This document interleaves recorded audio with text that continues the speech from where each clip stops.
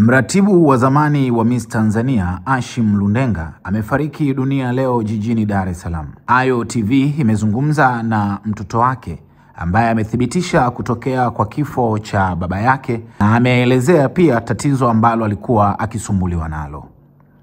Lundenga pia aliwahi kuhudumu kwenye kamati ya ndani ya klabu ya Yanga. Lundenga ambaye ameugua kwa muda mrefu, itakumbukwa ndiye aliyesimamia kwa mafanikio makubwa mashindano ya urembo Tanzania na kuyapa maarufu mashindano hayo. Huyu hapa ni mtoto wake. Naam, kako kuna taarifa kwamba Ashim Lundenga amefariki dunia. Nilikuwa napenda kupata uthibitisho wa taarifa hizi. Yeye amefariki.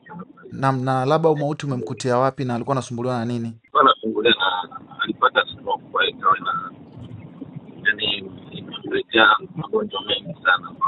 Ndio. Kama muda mrefu kwa hiyo tunataka leo. Okay. Na labda ameumwa kwa muda gani? Kama miaka 4. Kama miaka 4 amekuwa akisumbuliwa na stroke. Yeah. Na ndani ya miaka hii karibuni na hali ikaanza kuwa mbaya zaidi miaka kama 2 moja mwisho.